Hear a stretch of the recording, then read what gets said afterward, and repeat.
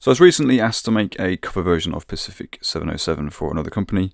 I'm not going to mention who that is just yet because I know it hasn't been published, but I want to talk about the pad sound. So I couldn't quite recreate the pad sound using their instruments, and I was scrabbling around the studio looking for something to use that was nice and small and would fit on the screen. So I settled on the Roland S-1.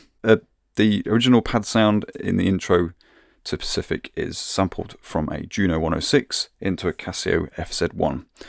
It's a 4-note chord, and once it's been sampled in, just playing single keys on the keyboard will transpose that chord up and down. The Juno 106 is a 6-voice polysynth. The Roland S-1 is based on the SH-101, which is a monosynth.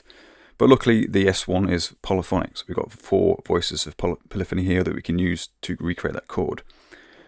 We also have a chord mode, so we can recreate the sort of pseudo sampling process of just playing those notes up and down the keyboard. We also have a chorus built in, which the SH-101 didn't have, which sounds quite a lot like the 106 chorus. I suspect it's modelled on it. And then we've got reverb in here too, so we can sort of really get close to that finished sound. So what I'm going to do is load up a different sound. I'm just going to go pattern on number 3. And to erase this, I'm going to go Shift Menu. And down near the right hand end, you'll start at volume. You scroll over back a few, you see initialize, press enter, and now we've just got this sound. So the first thing I'm going to do is recreate that chord. So it's a 4-note chord, and it contains an F, an A, C, and an E. At least in Pacific 707. Some of the other versions are in different keys, I think, but that's all I'm going to stick to. So to get that chord going, we need to go into the voice mode here, so Shift and Poly, and keep going around until we see chord. Whilst chord is on the screen, we can press enter, and that takes us into this slightly cryptic looking menu. The first part of it is the voice number, so voice 2, and SW is switch, so we can turn the voice to on and off.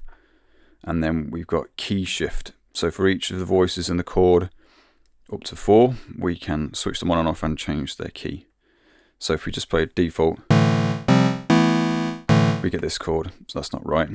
So what we need to do is go through a chord and count the transposition. So the root is 0, and then from there it's 1, 2, 3, 4 for our A, 5, 6, 7 for our C, 8, 9, 10, 11 for our E. So for number 2, press enter. So scroll over to the key shift, press enter, and we need to dial in a number 4. And then for the third one, that's already 7, so I'll leave that at 7. And for the fourth one, no, not that, come on. Key shift, change that to 11. And now, probably tell from hearing, listening to this up here, that's the correct chord. So I'm just going to exit. Let's sort out the envelope first. I've just got to turn the sustain up to max. We're going to leave the attack at 0. So we just get that. I need a bit of release around the 40 sort of mark. You can hear we're in the wrong transposition though, so I'm just going to change the range up to 8.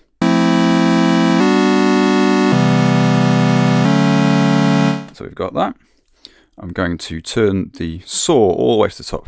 So we're mostly going to use the saw. I'm going to add a little bit of the square, but absolutely no sub. I'm going to set the square to 95. I think it contains a bit of square. I've just done this by ear basically.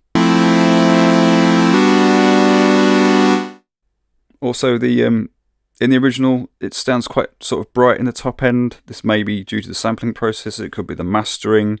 It may be the sound of the original 106. I don't know. But I added a little bit of noise just to bring out that top end. Just like 10 or 12. Just gives it a little bit of fizz. We're going to change the cutoff to around 210. And then add a bit of resonance in, so about 50.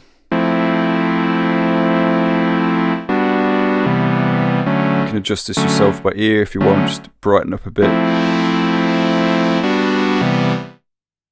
I'm going to add just a little bit of LFO. So I'm going to turn the LFO rate to 120 and dial it in a tiny bit of pitch. Right.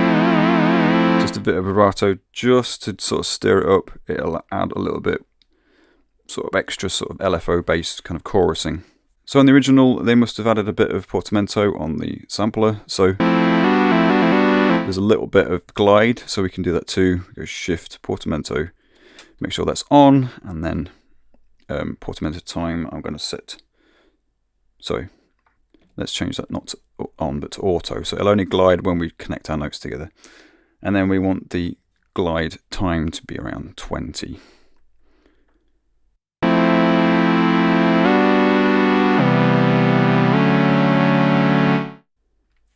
So buried within the menu on the S1 is a chorus, so we can press Shift and menu. We can see it as we scroll through. Chorus, here you go, so enter, and then I'm just going to choose number 1. There are 4 different types to choose from, but I think number 1 works best. So exit. So now all we need to do is dial up a bit of reverb, so we just need about half, I think. So